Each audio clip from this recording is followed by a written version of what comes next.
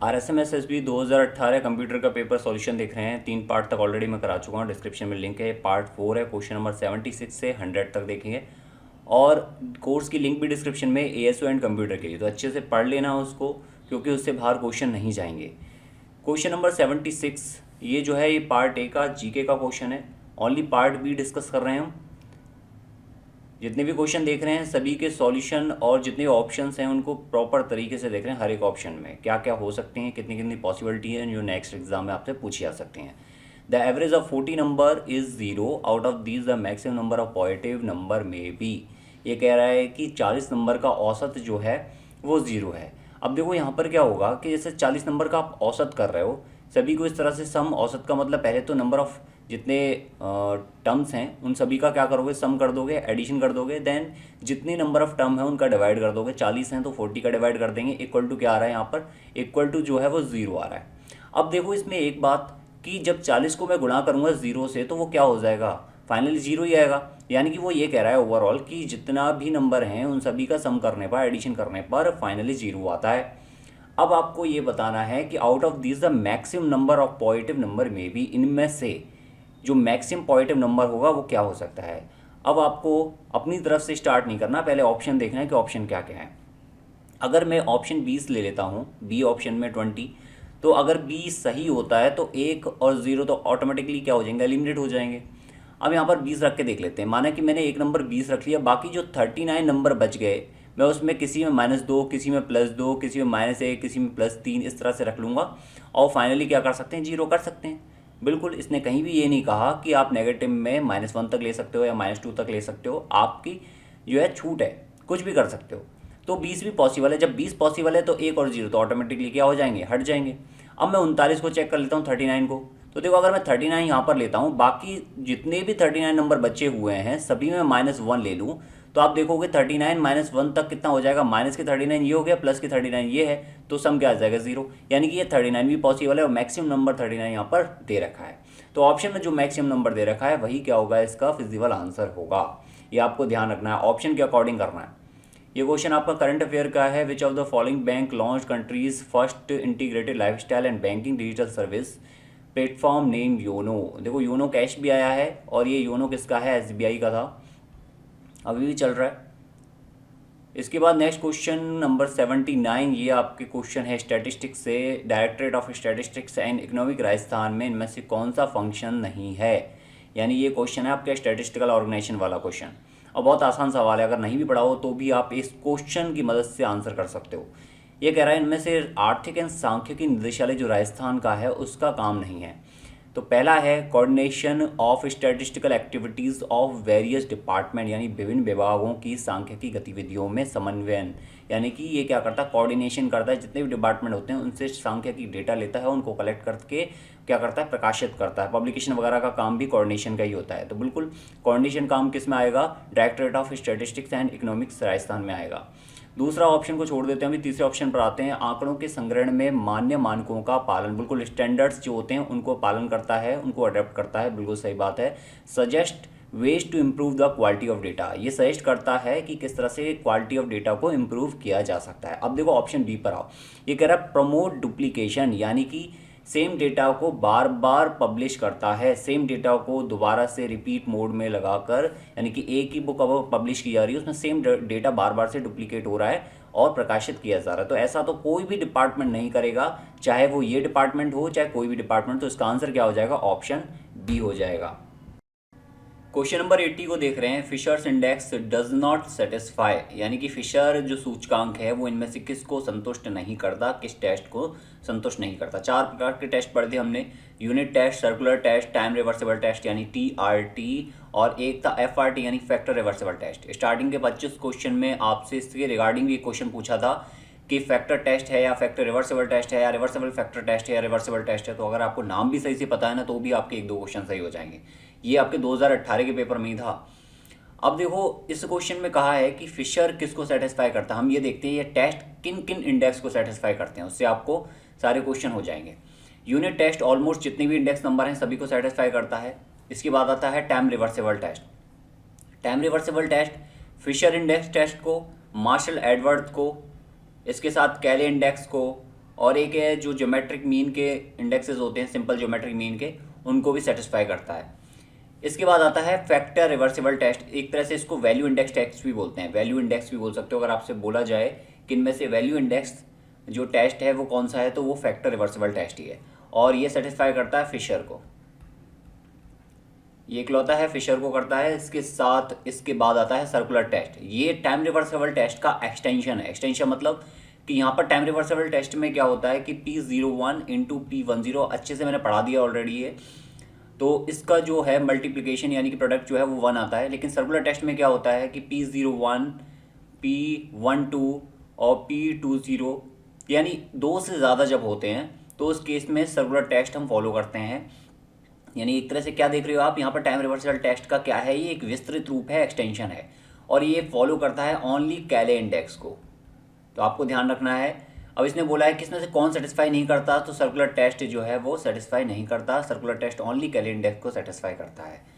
Next इसमें question है, question number 81 कह रहा है कि ये क्वेश्चन जो है प्रायिकता आपके चैप्टर में नहीं है स्टैटिस्टिक्स में, बट मैथमेटिक्स के अकॉर्डिंग ये आपके क्वेश्चन हो सकता है। If there are m chances of occurring an event and n chances of not occurring, then the probability of occurrence of that event equal to। यहाँ ये कह रहा है कि m चांस हैं किसी कार्य के होने के, किसी घटना के होने का, कितने तरीके, m ढंग हैं, m चांसेस हैं, टाइप हैं, और नहीं होने के n तरीके हैं। ये देख लो, a यानी कि होने का कितना है प्रोबेबिलिटी m, और नहीं होने के चांसेस यानी कि a बार लिख देता हूँ, ये a डैश लिख देते हैं, इसको हम बोल रहे हैं n से। तो यानी टोटल जो चांसेस है ना होने और ना होने के, वो मिलकर कितने हो जाएंगे, m प्लस n हो जाएंगे, जो किसके बराबर होंगे, 1 के बराबर होंगे। सिंपल सी बात है। यानी कि m प्लस n जो है वो होने और ना होने के कुल मिलाकर चांसेस हैं। अब ये पूछ रहा है कि बताओ प्रोबेबिलिटी बताओ कि जो इवेंट हो रहे हैं उनकी प्रोबेबिलिटी क्या होगी।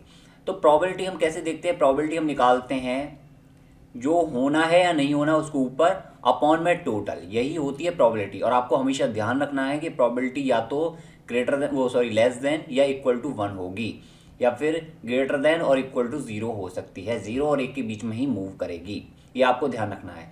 अब ऑप्शन कैसे एलिमिनेट करोगे अगर आपको नहीं भी पता है, इसके अकॉर्डिंग आंसर क्या आएगा। होने की प्रोबेबिलिटी पूछ रहा है तो ऊपर m आ जाएगा, नीचे m upon m plus n आ जाएगा नीचे अपॉन में, तो ये हो जाएगा होने की प्रोबेबिलिटी। इन केस वो यहाँ पर पूछ रहा था अक्रेंस की, नॉट अक्रेंस यानी नॉट अक्रिंग की पूछता तो उस कंडीशन में सी ऑप्शन हो जाता। अब ऑप्शन एलिमिनेट कैसे करोगे अगर आप कंफ्यूज हो गए तो, देखो m की वैल्यू आपको नहीं पता है कि छोटी है या बड़ी है n से, तो यहाँ पर m माइनस n दिया हुआ है, यहाँ पर भी m माइनस n दिया हुआ है। अगर इन केस m छोटा होता है, m की वैल्यू 1 होती है और n की वैल्यू 2, या फिर n की वैल्यू 3 होती है, m की वैल्यू 2 होती है, तो उस कंडीशन में क्या होगा, माइनस की 1 आ जाएगा, यहाँ पर माइनस की 1 आ जाएगा। और आपको पता होना चाहिए कि प्रोबेबिलिटी 0 to 1 मूव करती है, कभी भी माइनस में नहीं होगी, ये ध्यान रखना। और दूसरी बात, यहाँ पर 2 लिखोगे तो ये माइनस के 2 हो जाएगा, सिंपल सी बात है। अब बच गए ये दोनों ऑप्शन। अक्रेंस की पूछ रहा, अक्रेंस में m है तो इसका ऑप्शन 1 टिक कर दो, और नॉट अक्रिंग वाला केस होता यानी कि नहीं होने के चांसेस पूछता तो n upon m plus n हो जाता। नेक्स्ट इसमें क्वेश्चन है क्वेश्चन नंबर 82। क्वेश्चन नंबर 82 ये फिशर इंडेक्स को कैलकुलेट कराने के लिए क्वेश्चन है।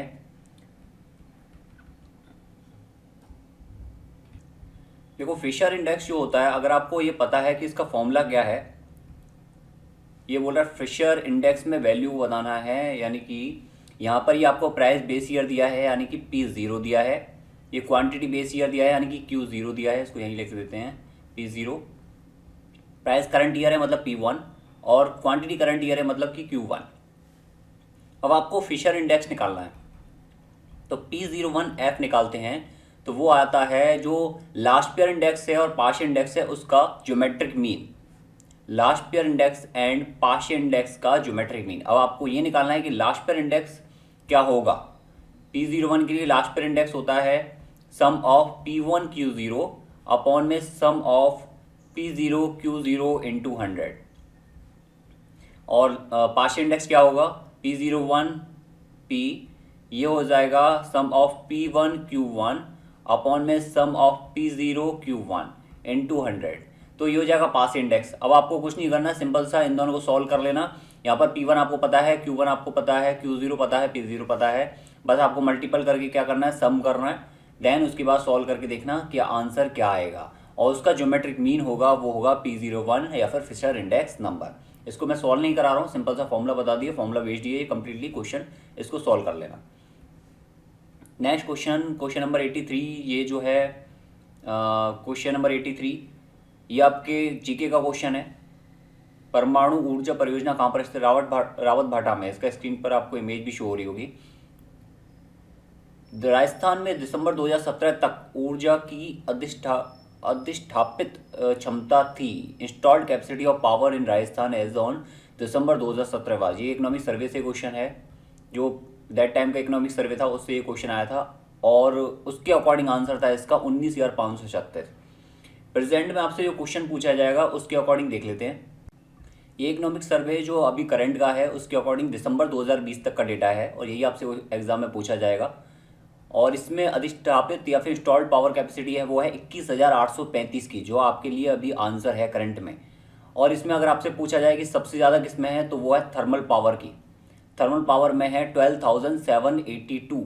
और पूछा जाए सबसे कम किस में है तो वो है बायोमास में। वो कितनी है? 101.95। ये आपको ध्यान रखना है, सभी डिजिट मेगावाट में है। तो आपसे अगर क्वेश्चन पूछा है सबसे ज़्यादा किस में है टोटल में, तो वो है थर्मल पावर में, जो लगभग 59%, 58% समथिंग है। और सबसे कम है बायोमास में, जो रिमेन जो रहेगी पॉइंट में वो रिमेन बायोमास में है। तो वो कितनी है? 101.95। और टोटल आपसे इंस्टॉल्ड पावर कैपेसिटी पूछा जाए तो वो है 21,835.9 मेगावाट। क्वेश्चन नंबर 85, ये आपके पार्ट ए का क्वेश्चन है जीके का। Seasonal variation indexes is equal to. ये कह रहा है जो सीजनल वेरिएशन इंडेक्स है उसका फॉर्मूला क्या है। कुल मिला के फॉर्मूला पूछा है सीधा सीधा। अगर आपको नहीं भी पता है तो भी एलिमिनेट कर सकते हो। वो कैसे? जो इंडेक्स नंबर जो भी होते हैं, जितने भी इंडेक्स नंबर आपको मिलेंगे, चाहे वो फिशर हो, कैले हो, पाशे हो, लाशपेयर हो, कोई भी इंडेक्स नंबर को उठा के देखोगे तो उनमें कोई भी यूनिट नहीं होती, यूनिट लेस होते हैं सभी इंडेक्स नंबर। उसका कारण क्या कि वो रेशियो में होते हैं, रेशनल होते हैं, तो इसलिए वो यूनिट लेस होते हैं। चाहे आप वेरिएशन का देख लो, सिग्मा अपॉन एक्स, कोवेरियंस का सिग्मा अपॉन एक्स क्या है, सिग्मा क्या है, वो भी उसकी यूनिट और एक्स की यूनिट सेम होती है, तो यूनिट से यूनिट कट जाती है तो सिंपल सा यूनिट लेस हो जाते हैं। अब एक चीज़ देखो, अगर मैं जनरल एवरेज को मल्टीप्लाई कर दूंगा सीजनल एवरेज से, तो एवरेज का जो यूनिट होगा, चाहे मैं 10 नंबर का यूनिट ले रहा हूँ, लेंथ की यूनिट क्या होती है? cm, यानी कि सेंटीमीटर या फिर मीटर या फिर किलोमीटर होती है। या फिर आप क्या है जो वेट का यूनिट देखते हो 10 किलोग्राम, यहाँ पर किलोग्राम क्या है? ये एक यूनिट है। तो सिंपल सा जब एवरेज निकालते हो तो वो उसी यूनिट में आता है, तो इसका यूनिट इनटू इसका यूनिट मिल के क्या हो जाएगा? यूनिट स्क्वायर हो जाएगा। तो हमें तो क्या चाहिए? हमें तो यूनिट का यूनिट लेस चाहिए नंबर। यहाँ पर देखो यूनिट बटा यूनिट क्या हो रहा है? ये यूनिट लेस हो रहा है ये भी। लेकिन अभी आपको आंसर डायरेक्ट टिक नहीं करना है। Seasonal average divide by general average, ये क्या हो जाएगा? ये भी यूनिट लेस हो जाएगा। कैसे? यूनिट इसकी जो यूनिट होगी वही इसकी यूनिट होगी। ये सीजनल है, ये जनरल है, उससे कोई फ़र्क नहीं है। लेकिन एवरेज एवरेज है दोनों, तो सेम यूनिट होगी। Seasonal average plus general average तो मिलकर क्या हो जाएगी? एक यूनिट बन जाएगी। जैसे कि हम 10 सेंटीमीटर प्लस के 11 सेंटीमीटर लिखते हैं तो क्या हो जाएगा? 21 सेंटीमीटर हो जाएगा। सेम जोड़कर क्या हो जाएगी? सिंगल यूनिट आ जाएगी। हमें चाहिए आंसर यूनिट लेस में, क्योंकि इंडेक्सेस सारे यूनिट लेस होते हैं, तो ये कट जाएगा, ऑप्शन बी भी कट जाएगा। अब ऑप्शन ए और सी बच गया। अब ऑप्शन ए और सी में हमें ये देखना है कि इसमें से कौन सा लेस देन 1 और इक्वल टू 1 है। अब इसमें देखो जनरल एवरेज जो होता है वो हमेशा सीजनल एवरेज से ज़्यादा होता है, ये आपको ध्यान रखना है। तो इस केस में क्या होगा? यहाँ पर सीजनल एवरेज, अगर जनरल एवरेज 2 है, सीजनल एवरेज 1 है, तो ये क्या हो जाएगी? 200 आ जाएगी, सिंपल सी बात है। लेकिन अगर सीजनल एवरेज क्या है? ऊपर है न्यूमरेटर में, अंश में, और जनरल एवरेज हर में है, डिनोमिनेटर में है, तो 1/2 गुणा 100 तो कितना हो जाएगा? 50% आ जाएगा। तो ये क्या है? सिंपल सा 50% हो गया। इट मीन्स क्या है? लेस देन 1 है, 1/2 है। इसको क्या लिख सकते हैं? 1/2 लिख सकते हैं, लेस देन 1 है। तो इसका राइट आंसर क्या हो जाएगा? ऑप्शन सी हो जाएगा। ये चीज़ समझनी है आपको कि अगर कोई क्वेश्चन ऐसा आता है जहाँ पर आप नहीं कर पा रहे एलिमिनेट, आपने नहीं पढ़ा, तो आप बस ये देखो कि आपने क्या पढ़ा है, उसके बेसिस पर आप आंसर करो। अब इसके बाद नेक्स्ट इसमें क्वेश्चन नंबर 87, ये आपके पार्ट ए का क्वेश्चन है जीके का। क्वेश्चन नंबर 88 है। ये कह रहा है कि according to the budget 2018-19 the estimated physical deficit for the financial year 2018-19 as the percentage of GSDP of Rajasthan. तो इसको करंट के सिनारियो में देखेंगे। तो राजस्थान के फिजिकल डेफिसिट की बात कर रहा था। रेवेन्यू डेफिसिट जो है वो 4.36% है, 4.36% है, ये है रेवेन्यू डेफिसिट। इसके बाद है फिजिकल डेफिसिट, वो है 3.98% ऑफ GSDP। वो आपसे इसी में पूछेगा, आपसे या तो रेवेन्यू डेफिसिट पूछ सकता है नेक्स्ट एग्जाम में, या आपसे फिजिकल डेफिसिट पूछ सकता है। तो दोनों आपको पता होनी चाहिए कि रेवेन्यू डेफिसिट वो 4.36% एंड फिजिकल डेफिसिट जो है वो 3.98% है ऑफ GSDP। ठीक है, GSDP का ये याद रखना है आपको। एग्जाम में अगर आपसे क्वेश्चन पूछा जाता है तो दोनों आप आंसर कर सकते हैं। नेक्स्ट क्वेश्चन की तरफ चलते हैं। क्वेश्चन नंबर 89 कह रहा है द फॉर्मूला ऑफ डॉर्बिश एंड बाउले इंडेक्स नंबर। डॉर्बिश एंड बाउले इंडेक्स नंबर का फॉर्मूला क्या होता है? तो देखो, पहली बात, लास्पेयर एंड पाशे जो इंडेक्स नंबर है ना वही मेन है, और इसका जो ज्योमेट्रिक मीन है वो तो होता है फिशर इंडेक्स नंबर। आपसे क्वेश्चन भी पूछा जा सकता है कि फिशर इंडेक्स नंबर इनमें से किसका ज्योमेट्रिक मीन होता है, या ज्योमेट्रिक मीन ऑफ लास्पेयर एंड पाशे क्या होता है। डॉर्बिश एंड बाउले क्या होता है? अर्थमेटिक मीन ऑफ लास्पेयर एंड पाशे होता है। एक ही ऑप्शन है, डी ऑप्शन, उसको आंसर टिक कर देना। ये लास्पेयर का है, ये पाशे इंडेक्स का है, उसका अर्थमेटिक मीन 1/2 ले लिया है। तो लास्पेयर एंड पाशे का अर्थमेटिक मीन होता है। ओके, ये ध्यान रखना। डॉर्बिश एंड बाउले फिशर इंडेक्स जो है ज्योमेट्रिक मीन होता है। नेक्स्ट क्वेश्चन नंबर 90 है। ये कह रहा है which river is known as dead river. ये जीके का क्वेश्चन है। घग्गर आंसर है वैसे इसका, डेड रिवर घग्गर है, और जो लुप्त नदी है वो है लूनी। क्वेश्चन है recently government launch Uttam app for the purpose to deal with which of one of the following. वैसे उस टाइम का क्वेश्चन है, उत्तम ऐप जो लॉन्च की गई थी ना, ये कोयले की गुणवत्ता के लिए की गई थी। तो अगर आपसे आज भी ये क्वेश्चन पूछा जाता है तो आप आंसर कर सकते हो, कोयले की गुणवत्ता के लिए उत्तम ऐप। नेक्स्ट क्वेश्चन कह रहा है कि the algebraic sum of the deviation of all the individual scores in a series amount to 0 if the deviation are from. देखो क्या करना है आपको, ये कह रहा है कि एल्जेब्रिक सम हमें किससे निकालना है? डेविएशन से निकालना है, और सभी इंडिविजुअल स्कोर्स का सीरीज अमाउंट में वो क्या आए? 0 आए। तो कब पॉसिबल है? जब हम डेविएशन किससे लें, ये कह रहा है। वह तो इसका मैंने डायरेक्ट आपको थ्योरी में पढ़ाया हुआ है कि अर्थमेटिक मीन इसका आंसर है, लेकिन अगर आपको नहीं भी पता है तो कैसे करोगे? मैंने डेटा ले लिया, एक मैं लेता हूँ 7 लेता हूँ, 3 ले लेते हैं, 2 ले लेते हैं और 4 ले लेते हैं। इस तरह के मैंने 4 डेटा ले लिए। अब हम क्या करते हैं, कोई भी हम मोड ले लेते हैं। मोड क्या होगा इसमें? मोड तो कुछ भी नहीं होगा, मोड तो कोई भी हो सकता है। ठीक है, तो मोड वही होता है जो ज़्यादा बार रिपीट होता है, लेकिन इसमें तो सभी एक एक बार रिपीट हुए हैं, तो इसलिए हम मोड को तो आंसर नहीं करेंगे। मोड की तो यहाँ पर कंडीशन गलत हो गई। इसने कहीं पर भी ये नहीं बोला है कि डेटा रिपीटेड है, इसने कहीं पर भी नहीं बोला है। तो डेटा इंडिविजुअल स्कोर्स है, हर एक का अपना अपना एक एक है, यानी सब अपने आप में एक स्कोर हैं। अब इसके बाद मीडियन की बात करें। मीडियन है कि हम इसको पहले अरे डिसेंडिंग या असेंडिंग ऑर्डर में लगा दें, और उसके बाद हम मिड का नंबर देखें। तो ये है एक मीडियन, तीसरा अर्थमेटिक मीन, और चौथा है स्टैंडर्ड डेविएशन। तो पहले हम अर्थमेटिक मीन से स्टार्ट करते हैं। सबसे सिंपल है अर्थमेटिक मीन। अर्थमेटिक मीन में करना क्या होता है? सभी का सम करना, 4 और 2 6 और 3 9 और 7 16, डिवाइड बाई जितने नंबर हैं उनका डिवाइड करना, कितना आ गया? 4 आ गया। बस इससे हमें डेविएशन निकालना है। ये x है तो x माइनस के हमें 4 निकालना होगा, कितना हो गया? 3 हो गया। ये कितना हो गया? -1 हो गया, ये -2 हो गया, ये 0 हो गया। अब इसने बोला algebraic sum of the deviation, यानी कि इसका हमें एल्जेब्रिक सम निकालना है। सम ऑफ x माइनस के 4 क्या आ जाएगा? 3, और माइनस के 3 0 आ जाएगा। अब ये बोल रहा है 0 हो, तो 0 तो हो गया भाई।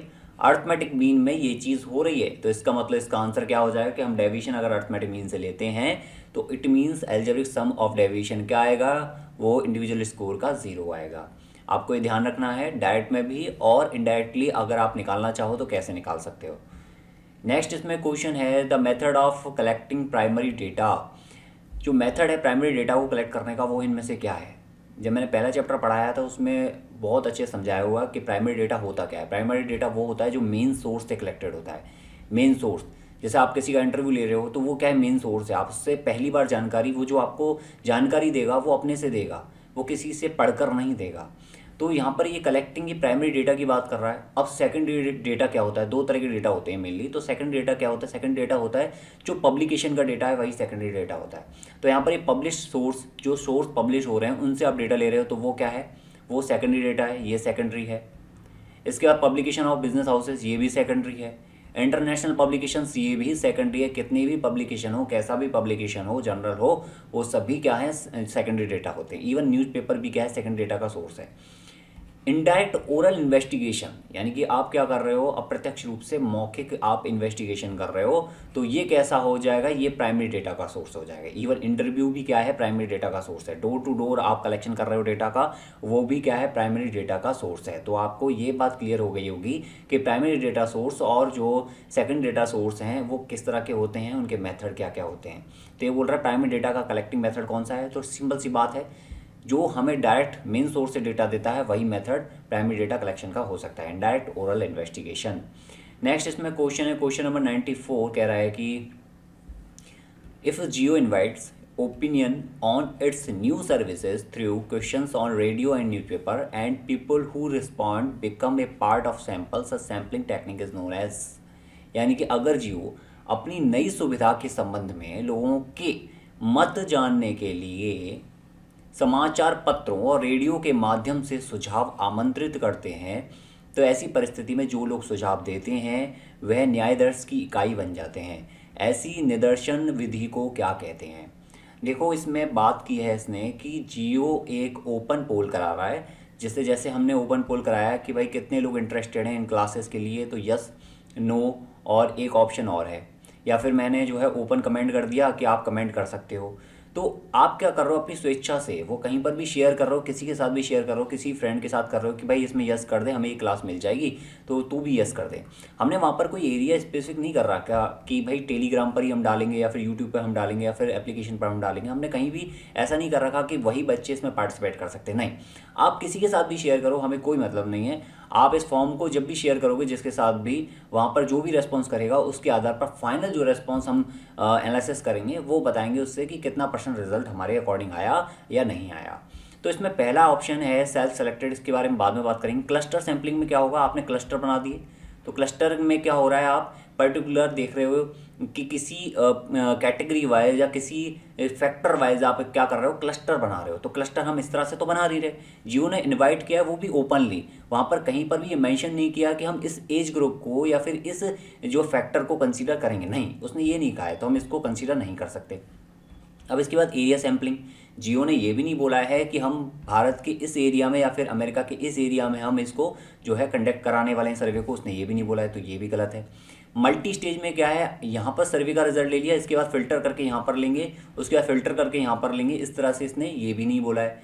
फिल्टरिंग वाला प्रोसेस नहीं बोला है कि मल्टी स्टेज सैम्पलिंग होगी, नहीं, इसने सिंपल सा जो है इन्वाइट कर रखा है और एक जो है ओपन पोल बना रखा है और उसके आधार पर जो रिकॉर्ड है वो सबमिट करवा रहा है। तो ये कैसा हो जाएगा, ये सेल्फ सेलेक्टेड सैम्पलिंग हो जाएगी, यानी स्वयं निर्वाचित निदर्शन हो जाएगा। ये चीज़ आपको समझ में आ गई कि ऑप्शन से हम किस तरह से एलिमिनेट करके अपने आंसर को ले सकते हैं। ओके, अब इसके बाद नेक्स्ट इसमें क्वेश्चन है, क्वेश्चन नंबर 95 है कि in plotting a graph the independent variable is plotted on, यानी कि हम ग्राफ को प्लॉट करते हैं तो इंडिपेंडेंट वेरिएबल जो है वो किस पर प्लॉट होगा। तो एक चीज़ देखो, या तो y equal to M x plus के सी से देख लो, या फिर आप जो है रिग्रेशन लाइन से देख लो कि y equal to a plus के बी एक्स से देख लो, कैसे भी देख लो। तो यहाँ पर जो है हम x की वैल्यू को पुट करते जाते हैं और y की वैल्यू को हम निकालते जाते हैं। तो y कैसा हो गया, y डिपेंडेंट हो गया, वो भी किस पर, x पर, ठीक है, डिपेंड हो गया, डिपेंडेंट। एंड इसके बाद जो x है वो कैसा हो गया, वो इंडिपेंडेंट हो गया। इंडिपेंडेंट कैसे है कि हम x में कोई भी वैल्यू पुट कर रहे हैं उससे हम y की वैल्यू को निकाल रहे हैं, तो y जो है डिपेंड कर रहा है x पर। अब यहाँ पर इंडिपेंडेंट वेरिएबल कौन सा है, x है। अब एक चीज़ देखो, अगर मैं इसकी जगह कोई ब्लॉक बना देता हूँ, ये ब्लॉक बना दिया मैंने, इसमें मैंने 2 लाइन लिख दी और इस ब्लॉक में मैं 1 लाइन लिख देता हूँ, जिससे आपको ये कन्फ्यूज़न नहीं होगा कि यहाँ पर x और y ऑलरेडी लिखे हुए हैं। तो ये डिपेंडेंट हो गया, ये इंडिपेंडेंट हो गया। ओके, अब ये इंडिपेंडेंट हो गया। अब देखो एक चीज़ कि जब ये इंडिपेंडेंट है, डबल लाइन है, इंडिपेंडेंट है, इसको हम कहाँ प्लॉट कर रहे थे, y equal to a plus की dx में हम इसको प्लॉट कर रहे थे x एक्सिस पर, यानी किस पर, भुजा पर। तो ये जो है ये होता है भुजा, ये होता है कोटि, ठीक है, ऑर्डिनेट बोलते हैं इसको और इसको बोलते हैं एप्सिका। तो यहाँ पर ऑप्शन क्या हो जाएगा, एप्सिका। लेकिन अगर ये पूछता डिपेंडेंट वेरिएबल को कहाँ प्लॉट किया जाता है तो आप बोलते ऑर्डिनेट पर या फिर कोटि पर। अब ये ऑप्शन क्या है, भाई वाई डैश वाई कोई भी ऑप्शन बना दिया है, ए एक्सेस क्या है, ए एक्सेस भी इसने कोई भी ऑप्शन बना दिया है, आपको ए बी सी डी इस तरह से दे रखा है और सिंपल एक क्वेश्चन पूछा हुआ है जिसमें कहीं पर भी इस तरह के नंबर या फिगर मेंशन नहीं है, तो आप ऐसे ऑप्शन को तो तुरंत ही एलिमिनेट कर दोगे। वाई वाई डैश का मतलब क्या होता है, ये वाई है और इसका जस्ट प्रतिदर्श जो बनता है वो होता है वाई डैश यानी कि नेगेटिव डायरेक्शन में, तो इस कंप्लीट पर जो होता है वो होगा कोटि। तो ऑर्डिनेट और इसमें ज़्यादा फर्क तो रहा नहीं, तो इसका आंसर क्या हो जाएगा, एप्सी का हो जाएगा। ऑप्शन एलिमिनेट भी कर सकते थे, दोबारा बता देता हूँ कैसे एलिमिनेट कर सकते थे। यहाँ पर कहीं भी A B C D mention नहीं, इसको मत देखना, ए ग्राफ का मतलब है एक ग्राफ, तो इसलिए ए बी सी डी जितने भी एक्सेस हैं उनको आप डायरेक्ट एलिमिनेट कर दोगे। वाई वाई डैश का मतलब क्या होगा, सिंपल सा ये हो जाएगा वाई वाई डैश, यानी कि ये क्या है, कोटि है, तो कोटि तो ये भी आंसर नहीं होगा और ये भी आंसर नहीं होगा, दोनों सिमिलर हो गए। वाई वाई डैश और वाई ये क्या है, कंप्लीटली कोटि एक्सेस है। अब इसके बाद ये बच गया, ये क्या है, भुजा एक्सेस है, और ये मैंने आपको बता दिया किस तरह से होगा, डायरेक्ट आंसर भी आप टिक कर सकते हो। क्वेश्चन नंबर 96 देख लेते हैं। क्वेश्चन नंबर 96 कह रहा है कि two regression lines are as follows the value of x bar is, यानी कि एक्स बार की आपको वैल्यू निकालनी है, तो आप कैसे निकालोगे, x equal to y y equal to, ये क्वेश्चन वैसे पॉसिबल नहीं है इसका निकालना, क्योंकि यहाँ से y कैंसिल आउट हो जाएगा और कैंसिल होने के बाद y की यहाँ पर वैल्यू हमें मिलेगी नहीं, और जब मिलेगी नहीं तो हम x की वैल्यू निकाल नहीं पाएंगे, और x की वैल्यू नहीं मिलेगी तो हम x बार की भी नहीं निकाल पाएंगे। तो सिंपल सा इस क्वेश्चन में यहाँ पर इसको x होना चाहिए था, तभी ये क्वेश्चन सही होता, अदरवाइज ये क्वेश्चन डिलीट हो जाएगा। ओके, इस क्वेश्चन में x करोगे तब कैसे सॉल्व करोगे इसको, नॉर्मली क्वेश्चन को सॉल्व कर लो, दोनों को जो है इसको इस तरह लेफ्ट साइड ले लो, y को राइट साइड ले लेना और इसको नॉर्मली सॉल्व कर लेना। नॉर्मली सॉल्व करने पर x और y की जो वैल्यू आएगी वही x बार और y बार होगा, x बार और y बार x और y की वैल्यू ही होंगी, आपको ज़्यादा कंफ्यूज नहीं होना है। लेकिन इस क्वेश्चन में क्या था, यहाँ पर y दिया हुआ था तो ये सब्ट्रैक्ट होगा, तो y की यहाँ से वैल्यू जो निकल के आएगी उसके आधार पर जब आप x निकालोगे तो वो x नहीं कैलकुलेट होगा। ओके, इसके बाद नेक्स्ट इसमें है question number 97, fraction representation of 0.18 bar is. देखो, इसको डायरेक्ट करना चाहते हो तो किस तरह से कर सकते हो, इसको इस तरह से कर सकते हो कि आपने क्या लिखा था 18, और 18 में से नॉन बार वाला जो नंबर है उसको सब्ट्रैक्ट कर दो, अपॉन में कितनी संख्याओं के ऊपर बार है, एक, इसलिए एक बार 9, कितनी संख्याओं के ऊपर बार नहीं है जो पॉइंट के बाद हैं, एक, तो एक बार 0, तो सिंपल सा 17/90 इसका राइट आंसर हो जाएगा। अगर डायरेक्ट नहीं करना चाहते तो कैसे करोगे, तो इस तरह से करोगे, आप इसको क्या लिख सकते हो 0.1 और पॉइंट हटा दो तो 1.8 बार बाई 10 लिख सकते हो इसको और फैक्टराइज करोगे तो क्या करोगे, इसको 1 प्लस के 0.8 बार अपॉन में 10, यहाँ पर ये क्या हो जाएगा 1 अपॉन में 10 हो जाएगा, ये प्लस में 0.8 बार है तो 8/90 हो जाएगा। सॉल्व कर लो, 8 और 8 16 और 17/90 के आगे इसका आंसर आ गया, तो भी ऑप्शन डी ही इसका राइट आंसर होगा। वेट एक बार 96 क्वेश्चन में हाँ 96 क्वेश्चन में से एक चीज़ कर सकते हो आप, क्वेश्चन करते करते याद आ गया कि यहाँ पर 1.26y है, ये 0.26y हो जाएगा और ये बराबर में हो जाएगा 30.40। यहाँ से y की वैल्यू निकाल के आप x की वैल्यू कैलकुलेट कर तो सकते हो, एक बार करके देखना, कैलकुलेट करने पर अगर ऑप्शन में आ रहा है तो ओके, अगर नहीं आ रहा है तो इट मीन्स ये क्वेश्चन डिलीट हो जाएगा। फिर नेक्स्ट इसमें क्वेश्चन है क्वेश्चन नंबर 98, ये क्वेश्चन आपके पार्ट ए से है, बजट 2008, ओके इकोनॉमिक्स से क्वेश्चन है तो अब तो चेंज हो गया, प्लान की बात कर रहा है।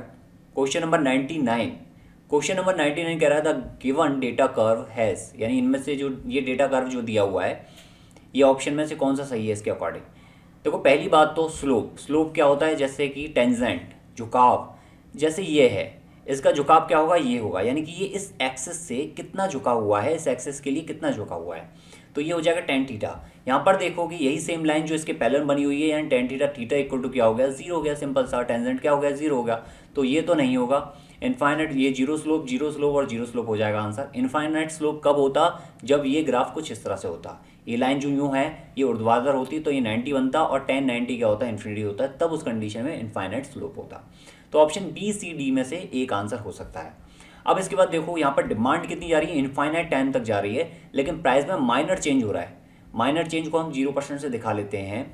अब देखो इलास्टिसिटी क्या होती है, वो डेल डी अपॉन में डेल पी होती है, ये हमने जो इतने भी लेक्चर हैं इकोनॉमिक के उनमें देख लिया था। डेल डी कितना इनफाइनाइट है और ये कितना डेल पी कितना है, ये आपके 0 समथिंग है। 0 समथिंग से मतलब 1 2 3 हो सकता है, यहाँ पर थोड़ा सा हम माइनर ले सकते हैं, 2 ले लो। तो 2 ले लोगे तो क्या हो जाएगा, ये जा रहा है इनफाइनाइट तक, और ये है 2 समथिंग फिक्स कर रहा है। तो कितना हो जाएगा इनफाइनाइट, यानी इलास्टिसिटी कितनी होगी, इनफाइनाइट होगी। तो इसका आंसर क्या हो जाएगा, ऑप्शन बी हो जाएगा, 0 स्लोप एंड इनफाइनाइट इलास्टिसिटी, प्रत्यास्था। क्वेश्चन नंबर 100, ये आपके टाइम सीरीज का क्वेश्चन है, स्टैटिस्टिक्स का। Time series does not relate to, time series इनमें से किससे रिलेट नहीं है। तो आपको अगर ये पता है कि भाई टाइम सीरीज के टाइप कितने हैं, क्या है टाइप, तो आप इस क्वेश्चन का आंसर परफेक्टली कर सकते हो। टाइम सीरीज के 4 तरह के टाइप होते हैं। एक तो होता है ट्रेंड वेरिएशन, एक होता है सेकुलर, सॉरी सेकुलर को ही हम ट्रेंड बोलते हैं। एक होता है ट्रेंड या सेकुलर, एक है सीजनल, एक होता है साइक्लिक, एक होता है इरेगुलर, TSCI। ट्रेंड या फिर सेकुलर ट्रेंड, ये जो ऑप्शन बी है।